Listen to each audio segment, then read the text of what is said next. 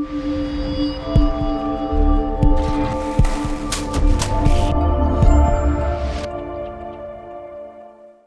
video sponsored by Meeple Movers. No minimum order, no subscriptions. Free shipping on every item, every day. At meeplemovers.com. Hello and welcome to Brian's Got Game. I'm Brian. Today I've got a game called Spy Club. Spy Club is a 2 to 4 player cooperative game by Jason Kingsley and Randy Hoyt and published by Foxtrot Games and Renegade Game Studios. In this game, players are working together to solve a neighborhood crime. There are 5 aspects to every case: the motive, a suspect, a location, the crime, and the object. Everyone has a hand of double-sided clue cards and must collectively solve each aspect one at a time by investigating, confirming, and scouting for clues. There are 4 ways to lose the game, but only 1 way to win. Campaign mode adds more storytelling and variety to each game, which is really what sets this game apart from others, and really what makes it fun. So let's check it out, and I'll show you how to change your focus to get ideas, and how to work together and compare notes, and how to solve this case in Spy Club. So this is a campaign game, so normally after your first game you'd start going through these campaign decks. There's one right here, and then here's another one, and then do not open until instructed to do so. So there's just a bunch of these, and then it's a storyline with different modules and different mechanics that make each game different. So I'm just going to set up the base game.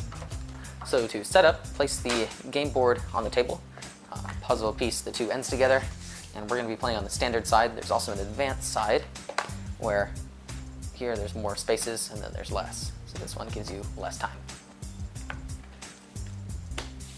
Okay. I'm going to shift this over a little bit and put this in right here. Down. Shuffle out the clue deck. So the clue deck is full of double-sided cards and these 5 colors, plus a 6th one, which is a distraction, like pizza, and there's some other distractions, nap, homework, or some of the others. So shuffle this up, and we're going to put them in here for now. So we're going to play a 3-player game, and we're going to have the tray plus 2 clue cards. So we've got a 0, a 1, and then this one is a 2. Line that up there, and we fill it in like that.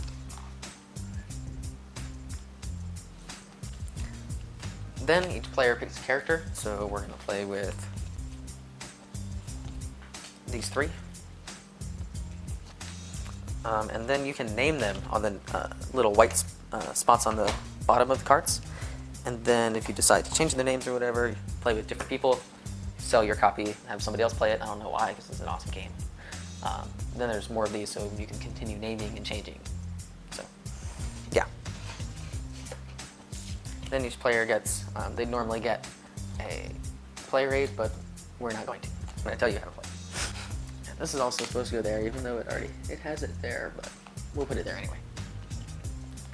And then we're going to give each player their clues, so we're going to put it on like that. Alright, so then we're going to put the idea stock over here, and each player gets an idea. So, idea, idea, idea. Then each person gets a magnifying glass as their focus. It goes on the far right. That's the left. You need to put the escape marker there.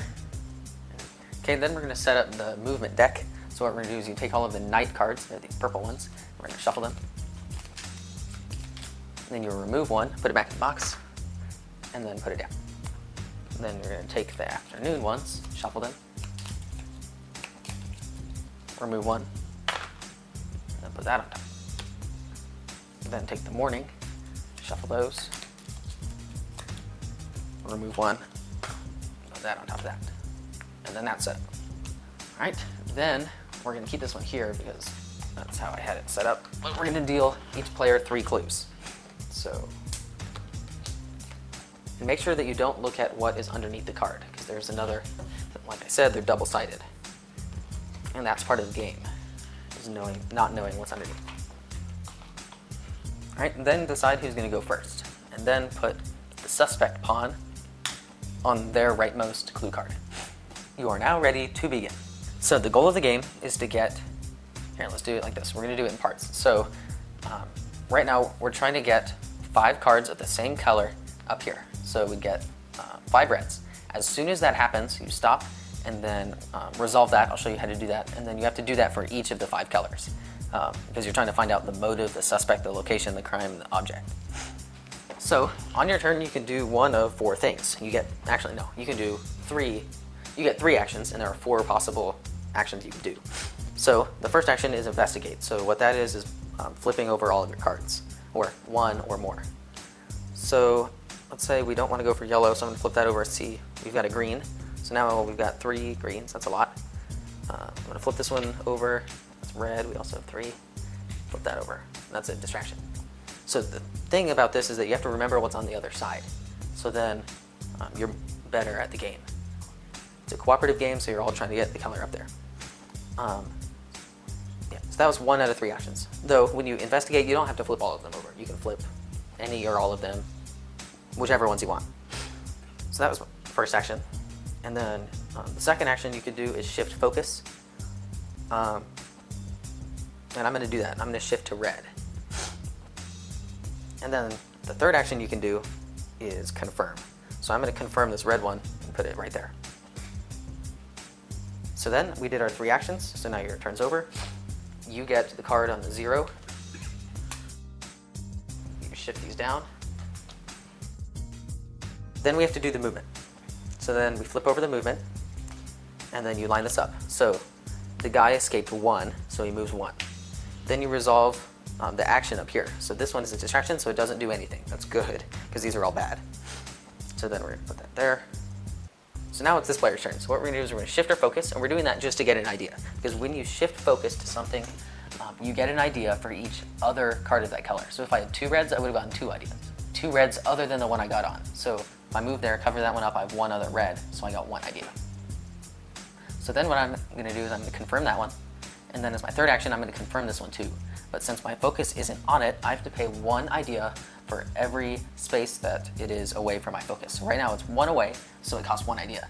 Though if my focus had been here, it would cost 2 ideas to confirm that one. So spend my idea, confirm that. That was my 3 actions. So then you fill in from left to right. So there, there, and you fill in. So now over here we're going to investigate. Oh no, movement. I always forget. We're going to flip that over, and he moves 2. Surprise, surprise. Red. Okay, so now flip all cards in players' hands. So now everybody has to flip all of their cards all over. So this is a good time to remember what you have. So 2 distractions and a green. Then here we've got a yellow, a blue, and a red. And then we got 2 blues and a green.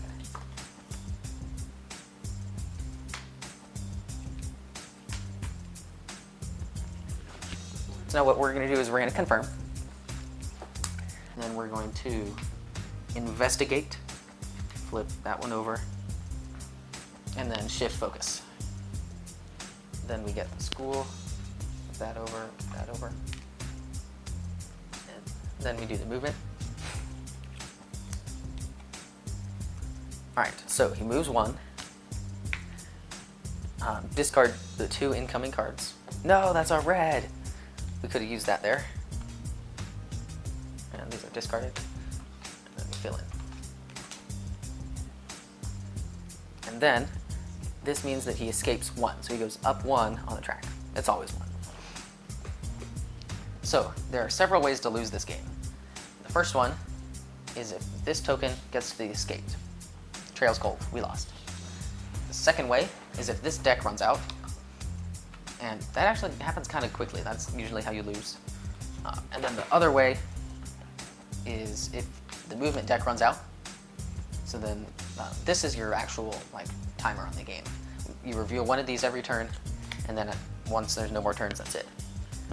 And then the last way you can lose is by it asks you to remove an idea. Like this one removes 3 ideas. Remove an idea for each solved aspect. If it asks you to remove an idea and you don't have any more to remove, you lose. So let's just say if that hadn't happened and we confirmed this fame, then we did it. So what we do is we look at this, and the last one revealed as a triangle. So that means that the triangle was the actual motive. So the motive was jealousy. So you discard it, but I'm going to put this up here just so we remember. And then we discard all these.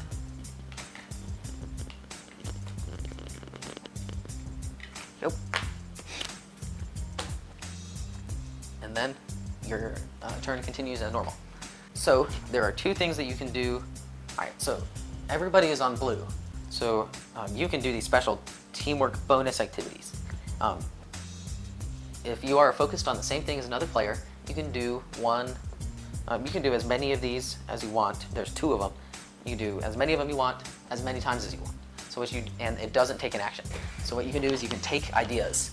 So if I took this idea, and then I took his idea, that doesn't count as an action. The other thing you can do is compare notes, which is you trade clue cards. So I go like this. And it can be any clue card, so I can switch those, or the one that I'm focused with. You can do whatever to trade. But we're not going to do that. I took their ideas. So that doesn't count as an action. So my first action is going to be confirming. And then the second action I'm going to do is the one I haven't talked about yet. It's called Scout. It's the last action. You can investigate, shift, focus, confirm, and Scout. So what you do is you pay ideas equal to the cost of which one you want. So that one's 0, that one costs 1, that one costs 2. So I'm going to pay 2 ideas to get this. And you have to discard a card and then put it in. So that was my first action, second action, and then for my third action, I'm going to confirm this using my last idea. And once you use an idea, you put it back in the supply. So then my turn's over. Do this. He moves 1. Purple. Remove 3 ideas. So once you run out of ideas, you lose. So ideas are valuable. And then I fill up left to right. Fill that in. So the game continues doing that exact thing, confirming these until either you've lost by running out of movement, running out of ideas, the deck running out, or the guy escaping, and you lose. Collectively, everybody loses. Or you solve each of the 5 aspects. So that would go there, that one goes there. It's a double red. That's blue, that's purple. Then here's a yellow. So after you confirm the last one, you guys immediately win. So a fun part about this game is that you can see all of this and then make up a story. So this is the jealous neighbor stole some cake at the museum. And then you can just have fun and make up a story. And then there's some other one. So here's money. The money-hungry neighbor stole some cake at the museum. Or the loving neighbor. Love. Why? And there's all just, of course, you can come up with all of that. Though, where the game gets really fun is when you have the campaign, because you've got your case log. So the first one we did, our suspect was the garbage man, and then the second game, our crime was trespassing, and you just select one from each game you play, and then that's the master crime that actually happened. And then you either succeed or fail, depending on a chart and back, and then you get points and then add them up to know if you succeeded or failed. Though the thing is that whichever one you chose, so we chose Garbage Man after the first one. Garbage Man was the suspect.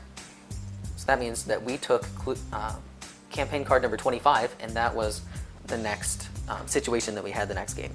And we had some different modules that came out. There was a map, and then there was like a Rubik's Cube swapping mechanism. We lost that game. That was that one, the 14. And it just makes every game different, and it's really cool. So that's how to play Spy Club. Okay, got my dad here for a parent's opinion. So Dad, what did you think of Spy Club? I thought Spy Club was a really fun cooperative game, but the part I liked the most was weaving the story and trying to find out why that person did that crime and, who was it. Yeah. So I'm going to share my stuff after the overall. So let's jump right into the components. Okay. So it has good components. It's all cardboard pieces, and then you've got the wooden disc for the suspect disc, and then the suspect person, which goes around activating the abilities, is also made of wood. Yeah, they did a really good job. All the components are nice. The clue cards are kind of a larger tarot-sized card, and they're double-sided, which kind of adds to the memory part of the game. Yeah. But all the components are cards, linen finish. Yeah. Yeah, it's all nice. And the artwork. So the artwork is awesome on this. On the board, like even the board has all this cool stuff on it, and then the box and the rule book and all. The thing about all of the cards there are some modules that deal with art on the cards, and there's just little hidden stuff, and it's awesome. Like I can just keep and look at them, like see all the different stuff that's we in there. got that one the last time we played, and you had to make sure that you know, when you solved an aspect, you had something in the background of the card. So it was kind of cool to look through all of them and see what we could find. Yeah, and you just notice different, really cool stuff about the artwork. So whoever the artist was, they were awesome. I think there's a whole list of them. When I was looking on BGG, it's not just a single artist. It was a group effort. Well, they all did really good. I thought it was awesome. Strategy. So, what we kind of did, we played more 2 players, so then you had 4 cards to yourself. And then kind of what we did was we just saw what we had the most of and went for that. Yeah, and then when in the campaign mode, if you want to score, you know, a lot of points, you have to pick a new aspect each time for the master So case. the last one we like shot for red. Yeah, it was kind of like we forgot everything else because we needed the red one. But we did play 3-player with your cousin, and we played 4-player at BGG Spring. Not this last one, but the one before. So depending on how many players you have either more or less cards in your hand, and then either more or less cards that you can scout from. Yeah, which the math on that probably makes it easier because there's more cards out with more players. Yeah, you would think. Although we lost the very first time when we played with 4, we ran out of clues. We were clueless.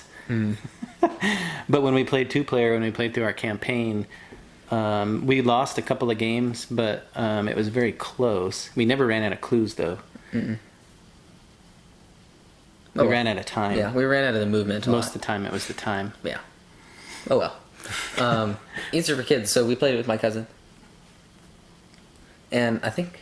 Yeah, Thanksgiving time. Yeah. Did we play this one with the neighbor? Did we play this? I think we did, too. We played it with the neighbor. So we played it with the neighbor girl. She's 12 now. We've never played it with Aiden and Lincoln, I don't think. Yeah. Oh, well. But it's super easy. You know, there's not a lot of reading. You're just trying to get, like, you could just look at the color. Yeah. You don't Flip, have to confirm. Yeah. And it's cooperative, so that also lends so itself to helping people who don't, you know, understand the rules or know the rules. So I think this is a really good family game, especially if you're into co-ops. Yeah, it was awesome. So overall, I thought this was awesome. So it had good components. The artwork was just amazing. The strategy was, like, there's a lot of stuff. There's 4 actions, but there's a lot you can do with those just 4 actions. Though sometimes we did end up with an extra action, we couldn't do anything. Yeah, only a couple of times. But I think the base game is kind of just repetitive. Though it's still, I was going to say, in the beginning I kind of said that's what makes it fun after the campaign part. But the game itself it's a good game. Like, I played that all by itself. But with the campaign, it's just... Yeah, that's amazing. That's what I was going to say, is the campaign, I mean, it's not a legacy game. Some of the things change, like you get skills or whatever. Yeah. So things but do they're change. only for that section. Right, for that 5 things. And there's 180 something cards. So there's not 180 modules, but some of them use multiple cards. Yeah. Like, we had this one with a map, and then 5 aspects, and there's probably like 50 modules. something like that. And depending on, you play the module depending on the clue that you pick to save that time. So some of them might come around again if you happen to pick the same clue, but since you have the choice, you and it has a little checkbox in the rulebook, so you could go look in the rulebook and make sure to try to pick something different. One. Yeah, we'll have to check ours off from our campaign. Yeah, so I really thought Spy Club was awesome. Yeah, it's a lot of fun. The campaign, it just left me wanting to go back and do more and more and more. Keep playing. Like, just look at the modules and play the base game with all the different. Yeah, it was fun. So Spy Club by Foxtrot and Renegade Game Studios. Thanks for watching Brian's Got Game. Please like us on our Facebook page. Send us a tweet at Brian's Got Game. Visit our webpage, briansgotgame.com. Subscribe to our YouTube channel. I'm Brian and this is my dad, and I'll see you next time.